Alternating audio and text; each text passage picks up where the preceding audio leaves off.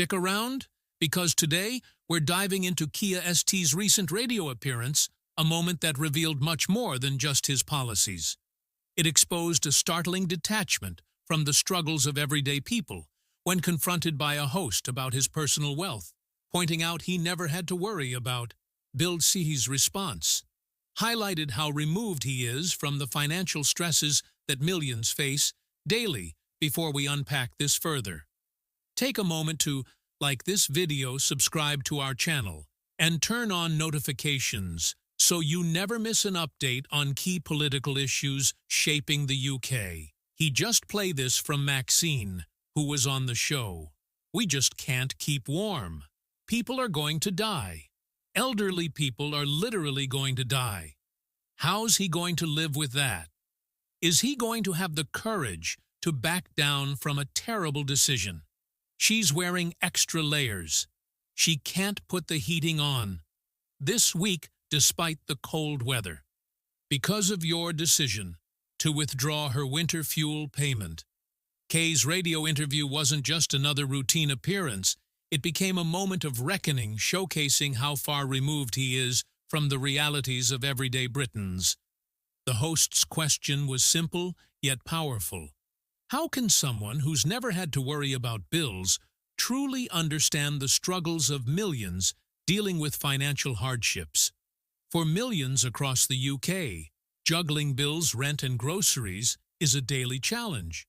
Rising energy costs, stagnant wages, and increasing inflation have turned financial planning into a stressful, near-impossible balancing act. Well, every pensioner is entitled to pee. She won't be pensional aged till 67, so she's not entitled to pension credit. Well, in which case there's the warm homes discount for people who need that support, and I'd happily make that available to your program so that people can get access to it. Starmer, however, lives in a world where these concerns are alien. His financial security shields him from the very struggles he's supposed to address as a leader. When pressed during the interview, his response was telling. Instead of sympathizing with the public's pain, he fumbled and failed to connect. Starmer couldn't even define what being working class meant without stuttering several times. When was the last time that you lay awake at night, worrying about your own bills? Well, I'm in a privileged position of being well paid as a member of Parliament and as the Prime Minister, but I have had I don't know how many conversations. This wasn't just an embarrassing moment. It was a stark reminder of how distant he is from the people he's supposed to represent. This disconnect isn't new, but it's becoming harder to ignore. Time and again, Starmer has struggled to resonate with ordinary citizens, whether it's his policies or his public appearances. There's a growing perception that he's out of touch with the very people he claims to support. ST's controversial stance on inheritance tax, a policy he claims will only impact the wealthiest estates with pensioners and others about the concerns that they have.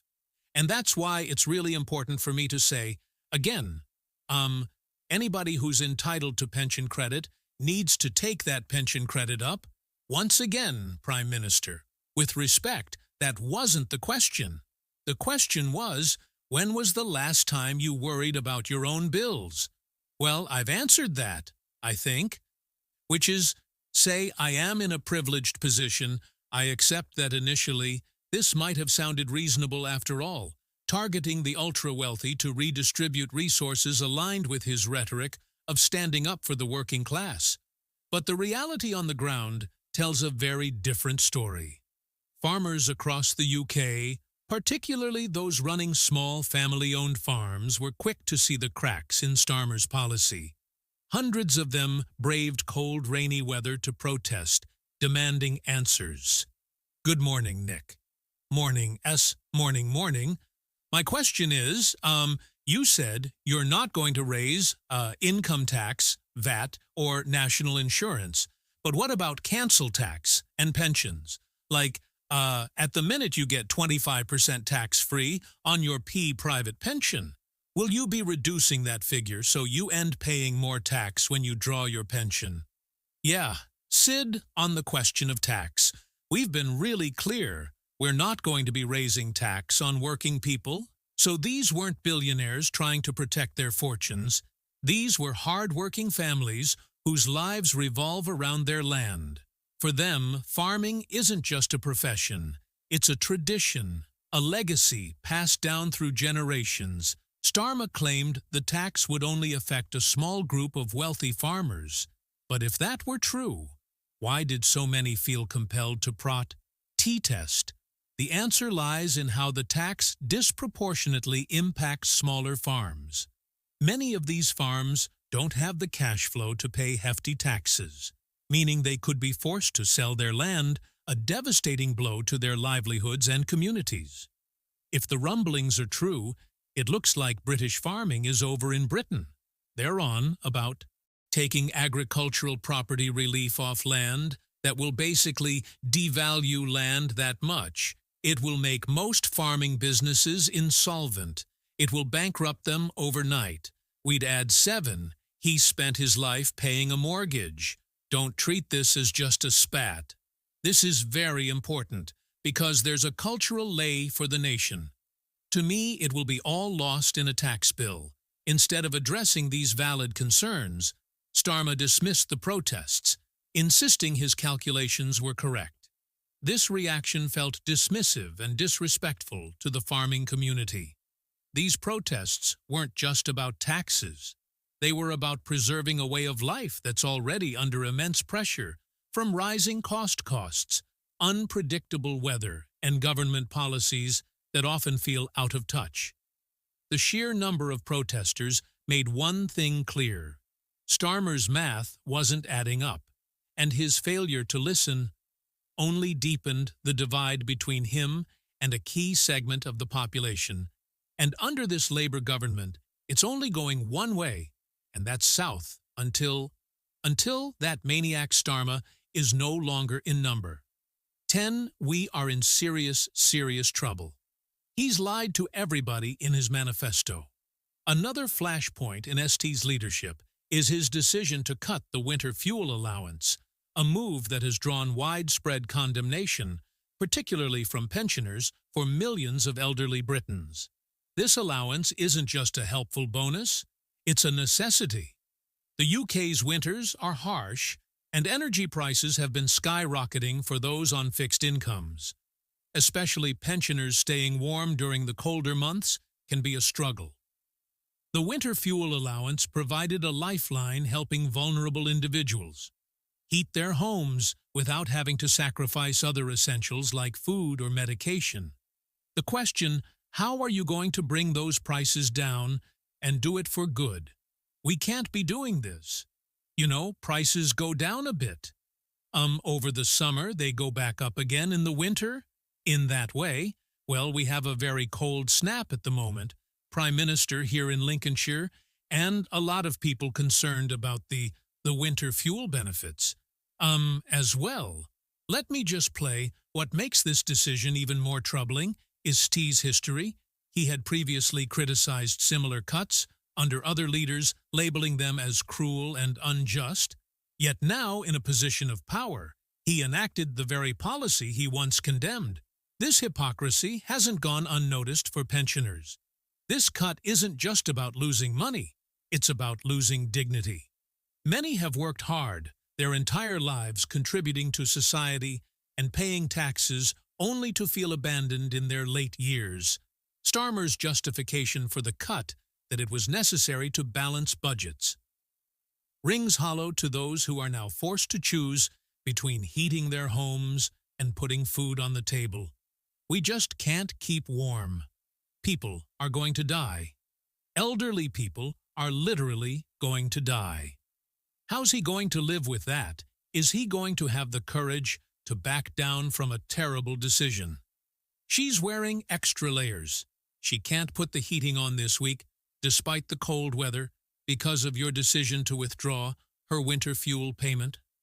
Well, every, pension, who's entitled to pension credit. Well, she's 63.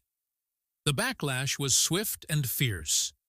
Starmer's decision sent a clear message: some of the most vulnerable members of society simply aren't a priority under his leadership. These controversies have taken a serious toll on Starmer's popularity. His approval ratings have plummeted faster than any prime minister in recent history. This isn't just about policies, it's about trust, or rather, the lack of it, since leadership style has often been criticized for being overly cautious and disconnected. His responses in interviews are frequently vague, leaving the public feeling as though he's dodging accountability anyway. He doesn't understand people's anger. People are actually angry because of him. We know we've got a GBH and kidnap hooligan being whisked away in a Bentley.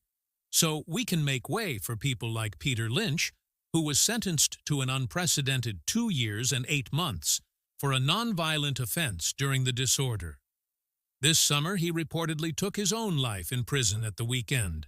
This was evident in his recent radio appearance, where he struggled to answer straightforward questions about his understanding of working-class struggles.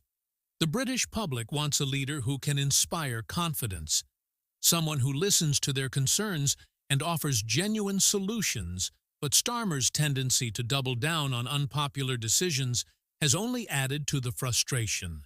His inability to connect with ordinary citizens is becoming a defining flaw in his leadership.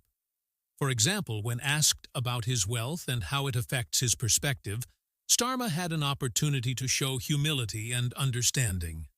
Instead, his response came across as out of touch, further alienating him from the working-class families he claims to represent. We have just discovered that Keir Starmer knowingly promoted to the cabinet somebody who had been convicted, ICT'd of lying to the police, of obtaining goods by deception fraud. And if you want to know why he put a fraudster in the cabinet, it is because the whole government is essentially fraudulent and misrepresented to the electorate.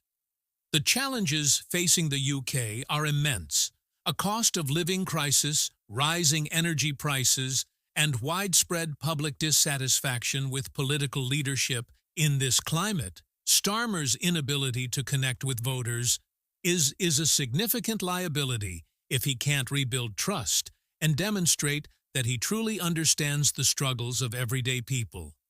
His leadership could face an irreversible decline. The UK needs a leader who can inspire hope, offer practical solutions, and most importantly, connect with the people on an emotional level. One of the key criticisms of Keir Starmer's leadership has been his long list of broken promises. When he campaigned for leadership, Starmer presented himself as a man of principles. Mr. Speaker, if he wants to know what Conservatives would do, he should resign and find out. Until then, Mr. Speaker, until then, I'm the one asking the questions. There's a petition out there, 2 million people asking him to go. He's the one who doesn't know. He's the one who doesn't know how things work. It is not. He laid out a bold set of promises to reshape Labour's policies, focusing on fairness, social justice, and addressing wealth inequality. But fast forward to today, many of those promises have quietly disappeared from his agenda. Take the example of nationalizing key industries. Starmer initially supported bringing industries like railways and energy back into public hands, a move that resonated with voters frustrated by rising costs and declining services under private operators. Yet once he rose to power, that pledge was conveniently shelved. Starmer claimed it wasn't financially viable. This isn't just a broken promise, it's a betrayal of trust for voters who supported him based on these commitments. The shift feels like a bait and switch. How can the public trust a leader who abandons his platform the moment it becomes inconvenient? The pattern doesn't stop there. Starmer also pledged to uphold workers' rights and support stronger union protections.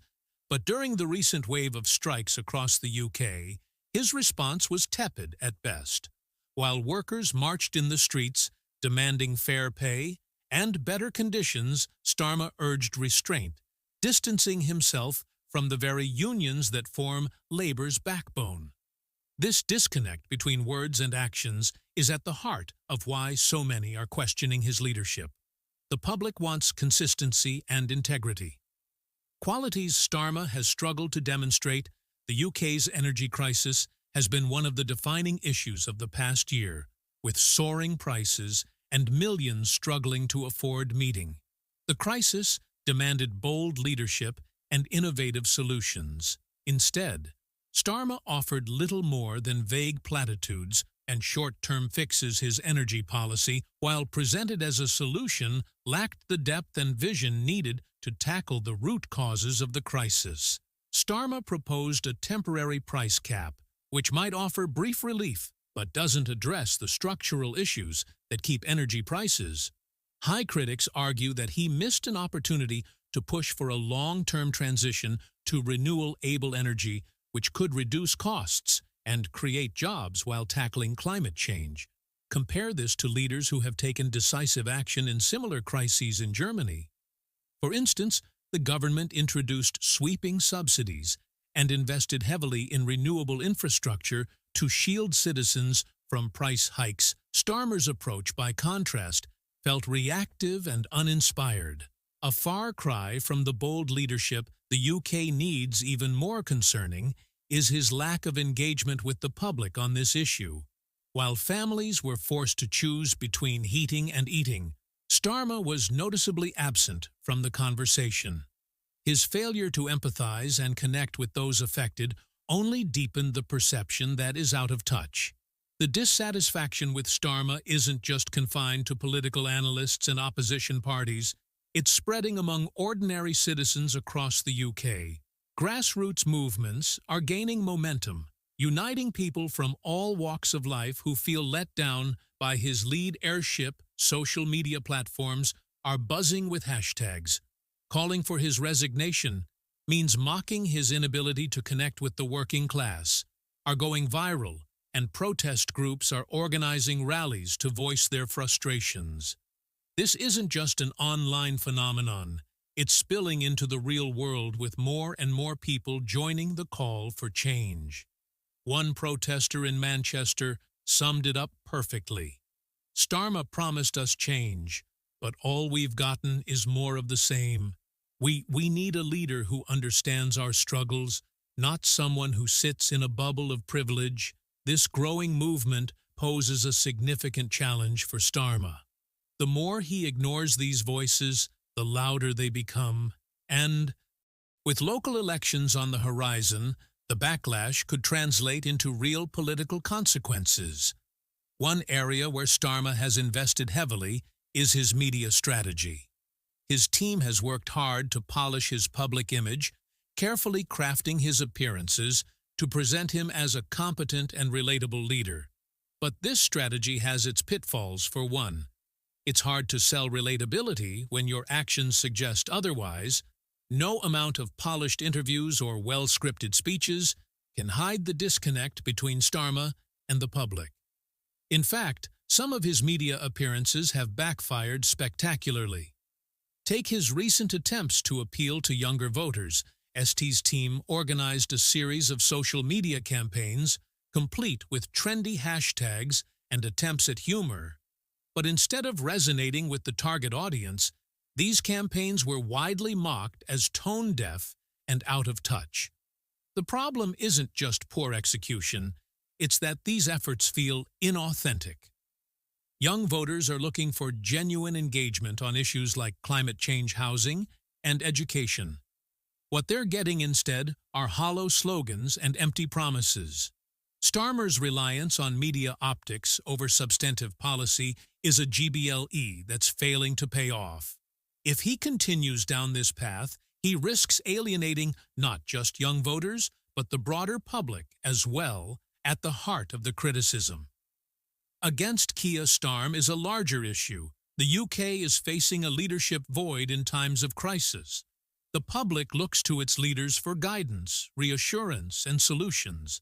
But under Starmer, there's a sense that the country is adrift, lacking the decisive leadership needed to navigate these turbulent times. The challenges are immense.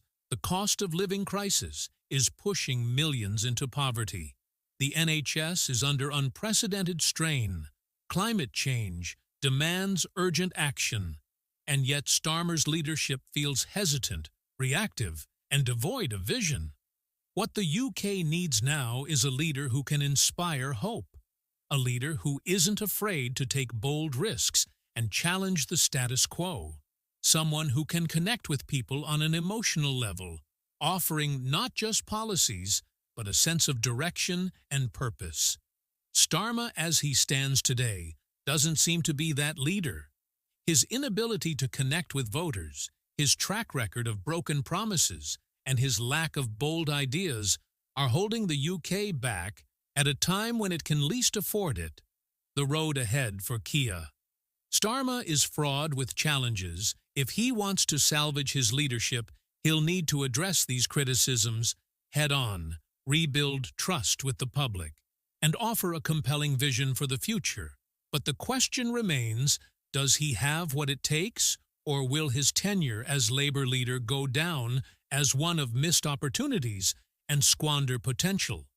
What's your take on this? Can Starmer redeem himself, or is it time for Labour to look elsewhere? For leadership, let us know in the comments below.